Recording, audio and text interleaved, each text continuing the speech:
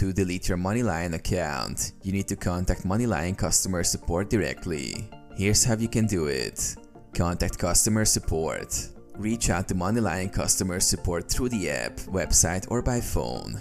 You may find contact information in the app settings or on the MoneyLion website. Request account closure.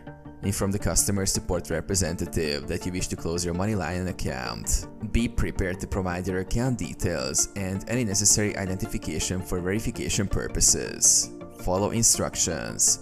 The customer support representative will guide you through the account closure process. They may ask for additional information or provide specific instructions on what steps to take.